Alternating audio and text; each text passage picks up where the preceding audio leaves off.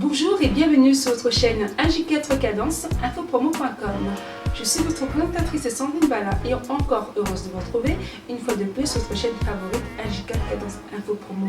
Aujourd'hui, mes chers bien-aimés, nous allons parler d'un témoignage d'une servante de Dieu qui est en Côte d'Ivoire. C'est un témoignage qu'elle a eu en 98, donc au XXe siècle, concernant l'au-delà, l'enlèvement. Ça concerne les vêtements que nous portons, ça concerne les maquillages, les tresses que nous portons, ça concerne les fausses églises, les églises qui ne sont pas conduites par Dieu mais qui existent pourtant, ça concerne les personnes qui sont mortes par accident, qui sont mortes par étouffement, qui sont mortes par assassinat, qui sont mortes de diverses façons, mais ces personnes sont chrétiennes. On se demande où sont-ils partis réellement, où sont-ils partis. Et aujourd'hui, mes chers bien-aimés, nous avons la réponse. Moi, en écoutant ces témoignages, je vous dis sincèrement, j'ai eu la réponse à toutes les interrogations que je me posais.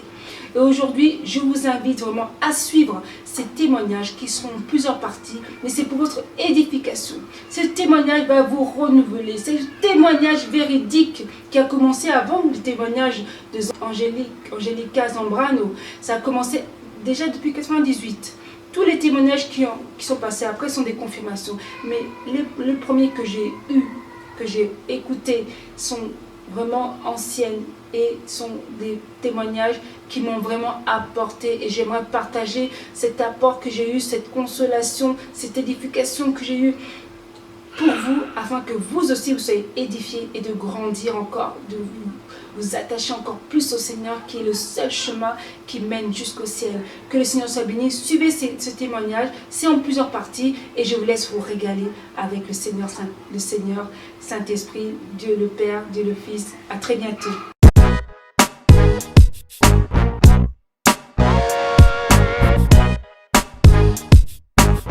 Je vous salue dans le précieux nom de notre Seigneur Sauveur Jésus-Christ.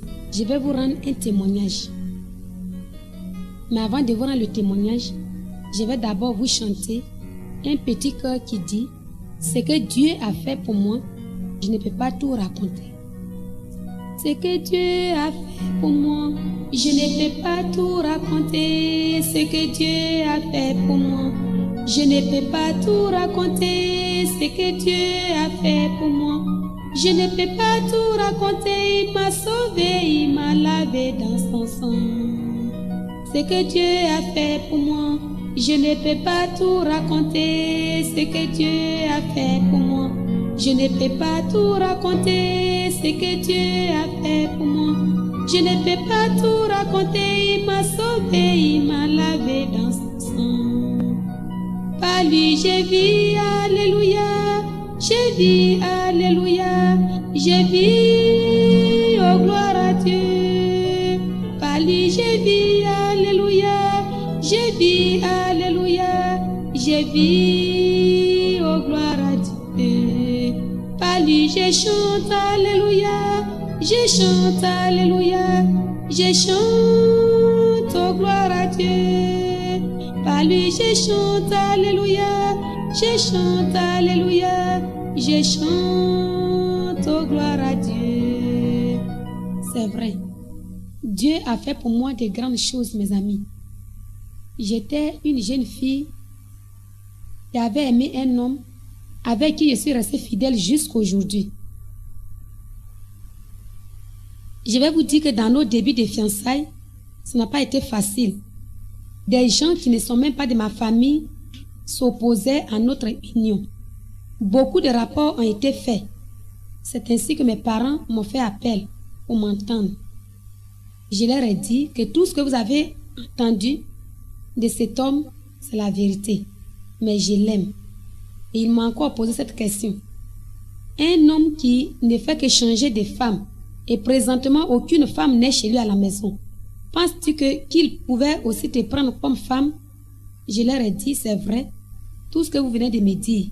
Mais c'est que je sais que la volonté de Dieu se fasse dans ma vie.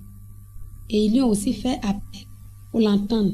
Sans hésiter, il s'est rendu chez mes parents pour confirmer réellement notre union. Après cela, mon père et ma mère étaient rassurés. Mais quelques membres de la famille, comme d'habitude n'ayant pas accepté, se sont réunis en sorcellerie pour introduire un crabe dans mon ventre. Je vous dis que c'est terrible.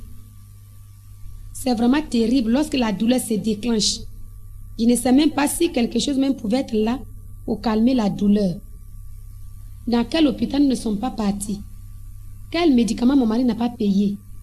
Mais pas de solution.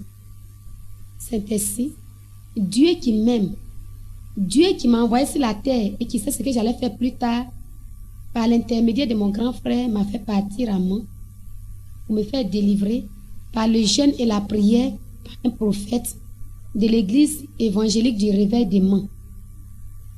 Depuis que j'ai reçu ma délivrance, j'ai dit Seigneur, ton pied, mon pied. Et j'ai donné ma vie à ce Dieu qui délivre. Dans Jonas 2, verset 1 à la fin. J'ai donné ma vie à ce Dieu qui guérit. Dans Matthieu 9, 1 à 2 et 9 à verset 20. Ainsi, j'ai rejoint mon foyer.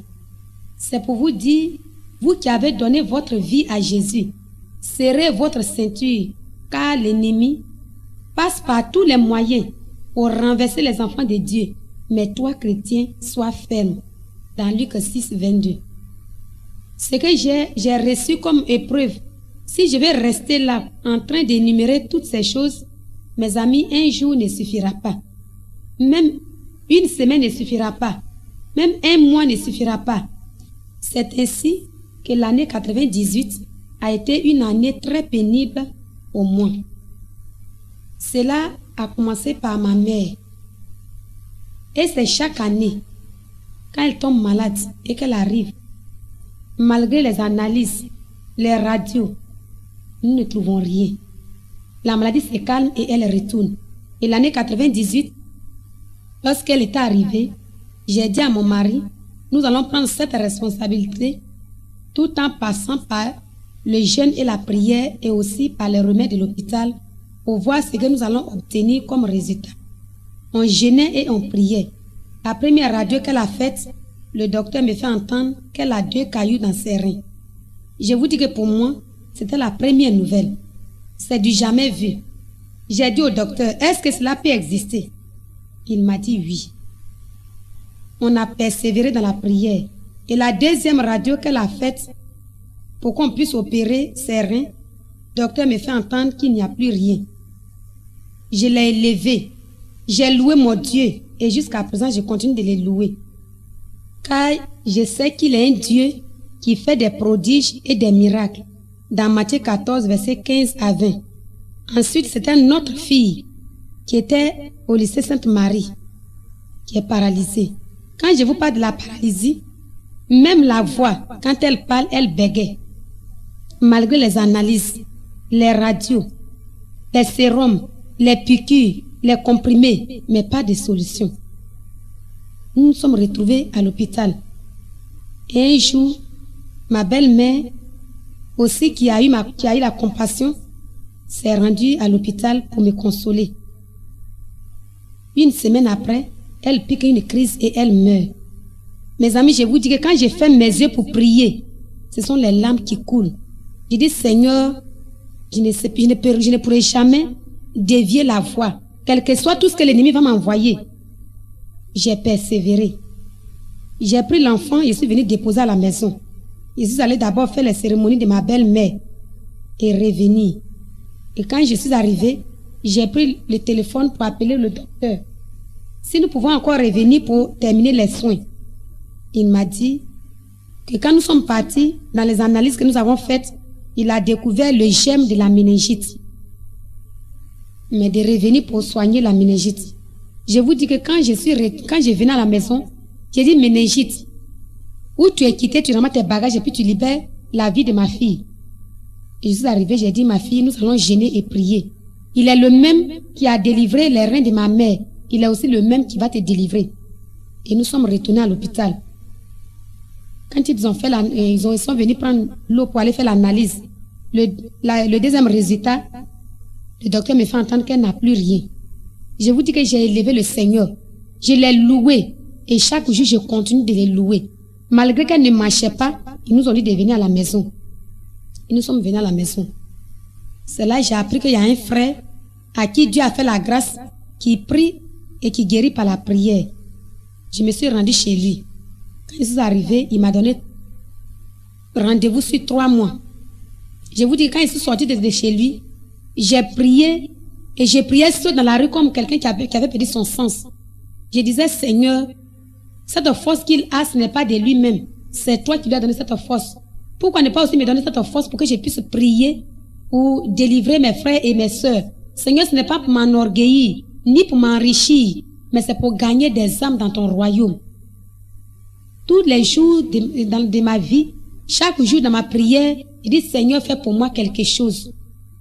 C'est ainsi que quand je me suis rendue chez moi, j'ai appris encore qu'il y a un pasteur aussi à qui Dieu a fait la grâce, qui guérit par la prière. Mais il se trouve à Koumassi. J'ai pris ma fille, nous sommes rendus à Koumassi. Quand le pasteur m'a vu, il a dit pour ma fille, il n'y a pas de problème. Mais pour moi, si j'arrive à la maison, de me retirer de ma maison, aller louer un hôtel, de faire 3 jours dans le jeûne et la prière, et je verrai ce que Dieu fera pour moi. C'est ainsi, quand je suis arrivée à la maison, j'ai pris courage à 2 mains et je suis partie louer l'hôtel. J'ai fait 3 jours et 3 nuits. Quand je suis arrivée à la maison, le 3e jour, un matin, j'étais assise et ma fille m'a fait appel. Maman, viens voir ce que je peux faire. Je vous dis que quand je me suis approchée de ma fille, elle qui ne tenait même pas sur ses pieds, elle s'est levée. Elle a commencé à faire les pas. Je vous dis que j'ai commencé à louer le Seigneur. Je l'ai élevé et je continue de l'élever. C'est ainsi que le camp des femmes a été annoncé. Et le verset qui m'a fait du bien, je l'ai attaché du au bout de mon pagne pour aller à ce camp. C'est le verset 13 à 14 du Jérémie 29. Ainsi, la nuit déjà, j'ai commencé à prier. Si j'ai trop dormi, c'est 1 heure de temps ou 2 heures de temps. Et le 3e jour, c'était le message de la délivrance qui a été prêché.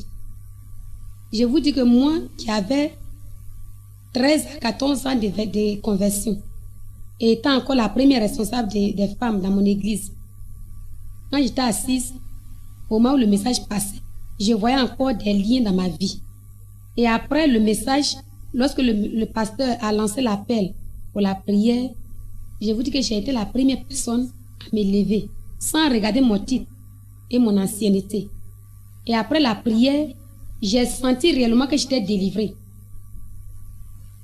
Et arrivé à la cellule, j'ai continué la prière au moment où mes amis dormaient. Jusqu'à 23h30, je me suis reposée.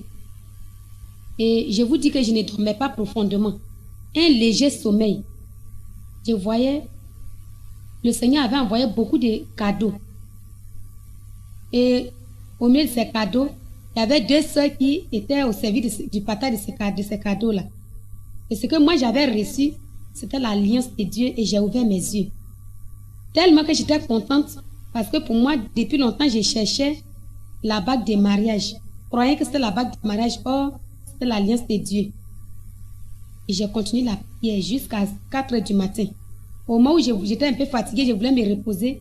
Les sœurs de la cellule sont réveillées et elles ont commencé à prier. Et j'ai continué avec elles jusqu'à 6 heures. Et à 6 heures du matin, j'entendais une voix qui me disait, dis oui pour que je puisse t'opérer. Parce que tu étais dans une famille sorcière, tu devais mourir. C'est moi, l'Éternel des armées, qui t'a sauvé. Dis oui pour que je puisse t'opérer. Et il a mis le verset de l'Apocalypse 3, verset 20 devant moi. Il dit, je me tiens à la porte et je frappe. Si tu ouvres, c'est là que je rentre et je soupe avec toi. Ma fille dit oui pour que je puisse t'opérer. Parce que j'avais une maladie qu'on appelait hernie hiatale. Il y a un trou dans ma gorge. Je n'arrive pas à soulever des lourds fardeaux. Et lorsque le jour où je me trompe à soulever un lourd fardeau, en tout cas c'est à l'hôpital, je me retrouve, j'étais devenue esclave de maladie. Mais voilà que le matin là, Dieu me dit de dire oui pour que je puisse m'opérer. Je vous dis que je ne vois rien, mais j'entendais seulement la voix. Moi aussi, j'ai dit oui. Mais quand j'ai dit oui, je sentais en moi que quelque chose se passait, mais je ne voyais personne. Et j'ai crié à une petite dans la salle, elle dit, viens prier pour moi. Et je meurs. Lorsque cette dame s'est approchée de moi pour prier, moi je vomissais et elle priait. Et quand je me suis retrouvée, en même temps, j'ai commencé à prophétiser. Oh, moi je ne savais pas, j'ai parlé en langue, mais je ne savais pas ce qu'on appelle prophétie. Le Seigneur a commencé à m'utiliser dans la salle. Et après le camp, nous nous sommes rendus chez nous. Il a dit, ma fille, tu vas me servir. Mais avant de me servir, ta vie va changer. Comment? Tu n'auras plus de parents. Tu n'auras plus de foyer. Tu n'auras plus d'enfants. Mais pourtant, je suis dans mon foyer. Tout ce que tu vas faire, c'est la prière. Tu ne vas plus préparer. J'ai obéi. Et je vous dis que jusqu'à présent, depuis août 98 jusqu'à aujourd'hui, je ne sais pas ce qu'on appelle foyer, ce qu'on appelle préparation, ce qu'on appelle parents. C'est la prière seulement que j'ai fait. Il a dit encore que tu vas régulariser ton mariage avec ton mari avant de me servir. Parce que je ne suis pas un Dieu de désordre. Or, mon mari disait que tout le temps que nous avons passé à l'hôpital, sa fille était paralysée. Il a fait des dépenses. Sa maman a piqué une crise, elle est morte. Tout ce qu'il a entassé comme crédit, où il va avoir l'argent pour rembourser ses crédits, à plus forte raison parler de la régulation du mariage. Le Seigneur lui a dit, mon fils, il dit oui, je ferai le reste. Il nous a donné 3 voies. Entendez-vous, soumettez-vous et obéissez. Nous avons obéi à ces 3 voies. Je vous dis que c'est lui-même qui a fixé la date du mariage. Et c'est lui-même qui nous a donné les moyens. Le mariage s'est bien réussi, s'est bien passé et ça a bien réussi. Je l'ai élevé et je l'ai loué, je continue de le louer. Il a dit encore, tu vas connaître l'enlèvement. Je vous dis que quand j'ai reçu cette voix, je ne priais plus, j'ai fermé ma bouche. Et quand mon mari était au travail, il est arrivé, je lui ai posé la question. Et quand on dit l'enlèvement là, ça veut dire quoi? Il a dit, mais il y a quoi? J'ai dit, il n'y a rien. Il dit, l'enlèvement, c'est quand c'est la mort. Je vous dis que même pour prier seul dans ma chambre, j'avais peur. Parce que pour moi, si je prie seul, je vais tomber et puis je vais mourir. Parce que ce que je suis en train de faire, d'autres disent que je suis sorcière, que c'est la sorcellerie que j'ai fait. Si je meurs, qu'est-ce qui va se passer? Et j'ai posé la question à mon Dieu, j'ai dit, Seigneur, tu veux que je meure? Oh, ceux qui meurent, qui revient pour me dire ce qui se passe là-haut dans les cieux, tu veux que je meure? Il dit, si tu raisonnes, tu ne raisonnes pas, tu as peur, tu n'as pas peur, tu veux, tu ne veux pas, c'est ce que tu le feras. C'est cette mission que tu dois accomplir. Et je vous dis que j'avais peur, mais j'ai prié quand même. Il m'a donné le programme, j'ai obéi. Et il a dit, voilà comment ça va se faire. Tu vas faire 10 jours au ciel, mais ton corps ne sera pas couché pendant les 10 jours. Sinon, si ton corps est couché, ton corps sera décomposé. Ton mari, ça ne pourra pas convaincre l'autorité et tous ceux qui viendront, même tes parents. Mais je saurai comment faire pour ne pas que ton corps soit décomposé. Ça sera par extase. Et il a dit que l'apôtre Pierre aussi a connu l'extase dans Acte 10. Daniel aussi. Plusieurs serviteurs de Dieu aussi sont passés par là. Ensuite, il a dit, le jour de l'enlèvement, il y aura des anges qui viendront te chercher avec un char. C'est toi qui verras ce char, mais ta famille ne verra pas ce char. Mais à la veille, ta famille et toi, vous allez veiller. Ils vont te soutenir et c'est à 6h00 que ton esprit va partir. Et voilà comment ça va se faire. Le premier jour, de 6h à 20h, ton esprit va revenir. Et les autres jours, de 20h à 6h du matin. C'est comme ça que ça va se passer. Et le dernier jour, de 20h à minuit, pour boucler. Et 10 jours. Mes amis, je vous dis, ce que j'ai reçu dans mon corps, c'est moi ce qui peut témoigner. Mais c'est personnel. Effectivement, quand le jour, la veille est arrivée, ma famille et moi, nous avons veillé et prié jusqu'à 6h du matin. Au moment où le char était garé, pour que je puisse monter, je ne pouvais pas monter. Pourquoi? Il y avait des oppositions. Mon mari n'était pas d'accord, mes enfants non plus n'étaient pas d'accord. Le Seigneur a usé la sagesse. Quand ils étaient d'accord, je ne sais plus ce qui s'est passé. derrière. C'est mon mari seul qui peut en témoigner. Et quand nous sommes arrivés au ciel, les 2 anges qui étaient venus me chercher, leur mission était achevée. Il y avait 2 autres anges qui sont venus à ma rencontre. Un à ma gauche et l'autre à ma droite. Ils m'ont dit d'abord, nous allons partir au séjour des morts. Je vous dis que quand nous sommes arrivés au séjour des morts, le séjour des morts est divisé en 2 grands groupes. Le premier groupe, c'est le groupe des grands. Et le deuxième groupe, le groupe des enfants. Le premier groupe aussi est divisé en 2 grands groupes. Je vous dis, le premier groupe qu'ils m'ont montré, c'est vraiment horrible. C'est terrible, mes amis. Les gens sont assis, soit 2 par 2, soit 3 par 3, soit 1, soit la personne est arrêtée, mais une machette dans sa main, une corde au cou, soit une bouteille d'eau dans sa main, soit une machette dans sa main, soit un sachet de comprimés dans sa main, soit une piqûre dans sa main, soit un fusil dans sa main, soit 2 personnes autour d'un petit car, soit 10 personnes autour d'un grand car. Je vous dis que vraiment c'était horrible. Et j'ai demandé à l'ange qui était à ma droite. Il dit, mais qu'est-ce que vous êtes en train de me montrer comme ça? Il dit, tout ce que nous sommes en train de te montrer, c'est ce que les sorciers ont tué ou ce qu'on a assassiné. Mais ce que tu vois aussi, il y a aussi des chrétiens, ceux qui te disent des vrais chrétiens à terre là-bas, ils sont aussi dedans. Ça veut dire chrétien, un pied dedans, un pied dehors. Sinon, un vrai chrétien, les sorciers ne peuvent pas tuer. Tu les verras tout à l'heure, nous allons te les montrer. Je vous dis que si j'avais peur, il dit, mais pourquoi Dieu ne peut pas ouvrir nos yeux pour voir ces choses et puis nous sommes là encore en train de pécher? Ils m'ont dit, ce sont des surprises. C'est pourquoi on t'a dit de venir voir pour aller témoigner. Et je leur ai posé cette question. Il dit, mais ceux qui ont tué ces personnes-là, si elles se donnent au Seigneur, qu'est-ce qui va se passer? Ils ont dit, cette question est bien posée. Nous, les anges, nous sommes là pour ça. Celui qui a tué 10 personnes, même 20 personnes, si à cause d'une personne, tu as renversé un car et 20 personnes sont mortes à bord de ce car, tant que si tu t'es donné au Seigneur, nous venons, nous arrachons le car et nous libérons ces personnes. Ils vont se joindre au groupe que nous allons te montrer tout à l'heure. Et cette personne, si elle meurt, elle sera sauvée. Mais si elle ne s'est pas donnée au Seigneur, c'est le jour qu'elle va mourir, qu'elle viendra pour arracher la chose qui est dans la main de la personne. Et lui, on le conduira dans le gros truc que nous allons te montrer tout à l'heure. Et cette personne maintenant sera libérée pour se joindre au groupe que tu vas voir tout à l'heure. Il dit, mais pourquoi Dieu ne peut pas ouvrir nos yeux pour voir ces personnes, ces choses, et puis nous sommes là encore en train de pécher? C'est pour te dire, mon frère, ma soeur, toi qui es assassin, toi qui te dis sorcier, toi qui te dis voleur, tu tues les gens pour les voler. À partir d'aujourd'hui, là où je te parle, si tu entends ma voix, n'endurcis pas ton cœur, donne ta vie réellement au Seigneur, tu seras sauvé.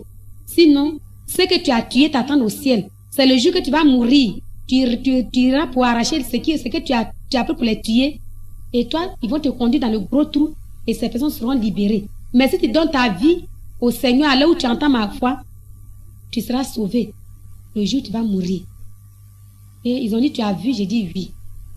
Allons maintenant dans le deuxième groupe. Je vous dis que quand je les ai vus, vraiment, ils sont aussi des anges. Au ciel, ne sont plus, c'est quoi que nous en avons? Une fois que tu arrives au ciel, tu deviens un ange. Même dans le séjour des morts, il n'y a plus de mariage. Tout le monde est ange. Ils sont propres. Ils sont très beaux à voir. Et moi, j'ai dit, je ne sors pas. Ils m'ont dit, ici, c'est le séjour des morts, tu n'as rien vu encore, puis tu ne veux pas partir. Tu as vu? J'ai dit oui. Ceux-là, c'est ceux qui sont morts d'une mort naturelle, mais qui ont péché. D'autres aussi ne connaissent pas Dieu. Ils entendent le grand jugement, mais ils sont libérés. Parce que leur mort n'a pas été causé par l'assassinat, non plus par les sorciers. Ils sont morts d'une mort naturelle, mais ils ont péché. On dit, tu les as vus? J'ai dit oui. Allons maintenant au deuxième groupe, c'est le groupe des enfants. Vous dites que le groupe des enfants est divisé en 3 grands groupes. Le premier groupe, ces enfants-là sont des enfants qui ne savent pas ce qu'on appelle péché. Ils sont dans un lieu très saint. Ils sont revêtus tous en robe, très propre. Et là où ils se trouvent, le lieu est couvert d'or. Et la musique qui sonnait, c'est la demeure de Dieu, le paradis, c'est la demeure de Dieu. Tellement que la musique résonnait, j'ai dit non, tous mes enfants seront ici. Et l'ange qui était à ma gauche dit, c'est pourquoi nous sommes venus te montrer, pour que tu puisses mieux éduquer tes enfants, pour que ces enfants soient dans ces lieux. Mes amis, c'est vrai, c'est facile de dire, mais ce n'est pas facile d'y aller et d'y être. Il dit, tu les as vus, j'ai dit oui. Allons-y maintenant au deuxième groupe. Nous sommes arrivés au deuxième groupe. Le deuxième groupe aussi sont des enfants qui connaissent ce qu'on appelle le péché. C'est-à-dire qui ont péché, mais qui sont morts d'une mort naturelle. Leur mort n'a pas été causée par l'assassinat, non plus par les sorciers. Mais ils sont morts d'une mort naturelle. Seulement, ils ont aussi péché. Ils attendent le grand jugement. Les enfants sont libérés. Ils sont dans la joie. Ils vont se baigner et ils viennent. Ils sont vraiment libérés dans la joie. Ils chantent. Seulement, ils attendent le grand jugement. C'est pour te dire, mon frère, ma soeur, toi qui ne sais pas que tes enfants seront jugés, il faut dès maintenant leur parler de la parole de Dieu pour que ces enfants soient sauvés au dernier jour. Sinon, ils seront aussi jugés.